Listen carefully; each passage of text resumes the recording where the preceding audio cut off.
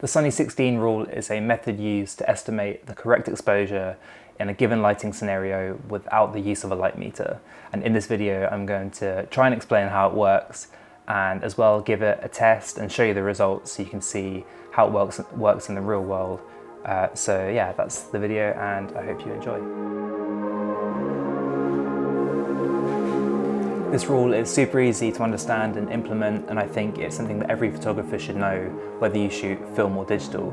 And depending on the type of camera you have, if it's a film camera and if the battery dies but you're still able to use it as a functioning camera, then it's something that I think is very important to know.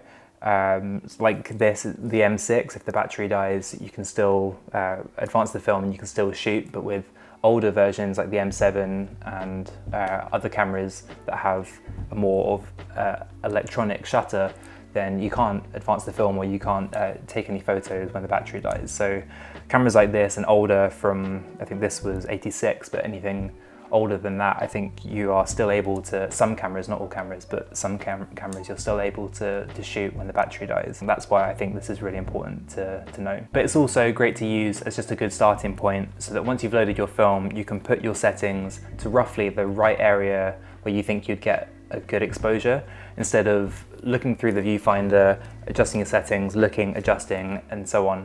I think it's much quicker, and then you can just set it and go. And it's the same for digital. To be able to turn the camera on and read the available light and adjust your settings will make you a much quicker and better photographer. So this is how it works. You take your roll of film and you load it and you set your ISO to the correct reading that's on the canister. So portrait 800, you set your ISO to 800. Then you adjust your shutter speed to the closest number to your ISO. So in my case, with 800, it would be 1000. If you had 400 ISO, you'd set it to 500 shutter speed. If you have 200, you set it to 125. Then you set your aperture to f16, and on a bright sunny day, that is where you'll stay. And then here is where you start reading the available light around you. So f16, sunny day, that's where you leave it. If there are a couple of clouds in the sky, then you open the aperture up to f11. If there's a few more clouds in the sky, then you open it up to f8. And if it's overcast with some sun shining through, f5.6. If it's fully overcast, f4, and so on. And it's literally just about reading the available light and understanding whether you're in shadow, in sun, if you're in and out, and adjusting as you go. But it's not just the aperture that you can change. If you are shooting, for example, portrait 800 at 1,000th of a second and you want to shoot it at f11, but you're looking at the available light around you and you think you should be at f5.6, then you can open up the shutter speed or slow down the shutter speed 2 stops and then adjust and compensate with the aperture by turning that back to 11. So you're slowing down the shutter speed by 2 stops, but then you're compensating by moving the aperture, stopping down by 2 stops. So it's all about that balance and compensation to get the correct exposure that you want.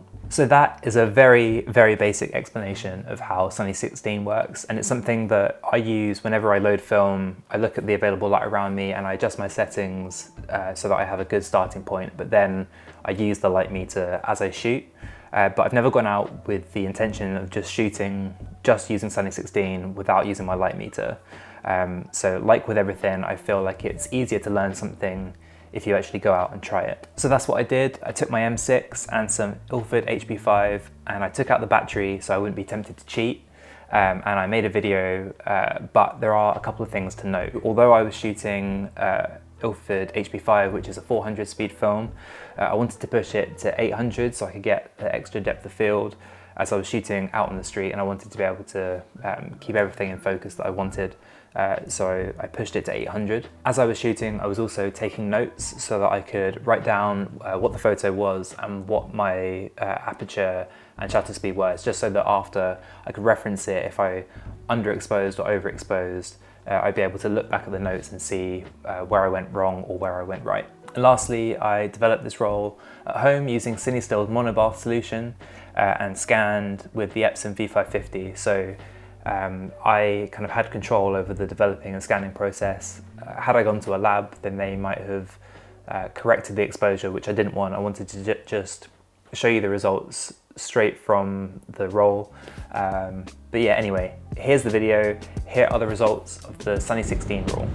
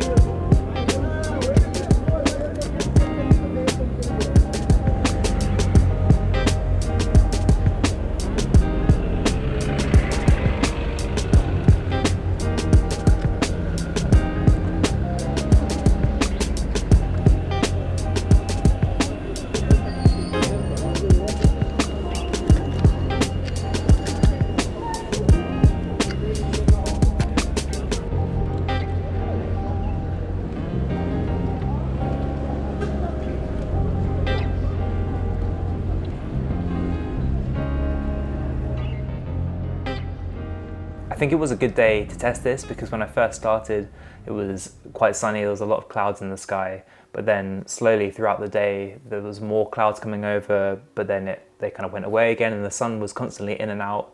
So I would be walking and the clouds would come over, so I would adjust my aperture by a couple of stops and then it would the sun would go behind them again, so I would stop down and I would constantly be readjusting, and you have to stay so aware of your surroundings. I think that's one of the massive benefits of using this rule, is that if that's just what you're focusing on, if you're just focusing on the available light and the change of that light, then you have to stay really engaged with your surroundings. It's a good habit to build on for the future, for sure. As you can probably see by like a few of the photos, I was overexposing. I think I was just trying to play it safe, and I didn't want to get it wrong for my own sake, but also for the sake of the video. I was just overexposing, hoping that because film can handle it so well, I was hoping that the film would just hide my mistakes for me. But had I used the exposure that I should have used in those situations with the right shutter speed and the right aperture, then maybe I would have got a well exposed shot rather than overexposed. I also only really stuck to one area of London. I went to the Oxford Street, Regent Street area because it's popular and there's a lot more people there. But if I'd gone to one of the parks where there were a lot more trees and in and out of shadows in those places, or maybe one of the more built up areas with taller buildings, taller high-rise buildings that are blocking more of the light, then maybe it would have been different. I also didn't go inside anywhere, and that's something that I think would be a real test. So hopefully this video has showed you how simple this idea is to use. And why not try it yourself if you haven't already? I think like I said before, it can only make you a quicker and better photographer. I know my explanation of it wasn't as in-depth as maybe some other people's might have been, so I'd recommend checking out some other videos. There's a few out there that really go a lot more in-depth into the numbers behind it. But I think I just wanted to give you like a quick idea of how it works, so that you could then just go out and test it and give it a go if you wanted. If you do try it, I'd definitely recommend taking notes as you go, like I did, so that you can have a look after you've got your scans. You can see where you went right or wrong with your exposure. But yeah, I hope you enjoyed this video. Feel free to leave any questions or comments down below. I will do my best to answer them. If you are not already a subscriber, then please consider subscribing. Also be sure to check out the Photo Cinematica Instagram account and all of the photographers that are featured on there. And yeah, that's it. Lots of love, take care, and I'll see you soon.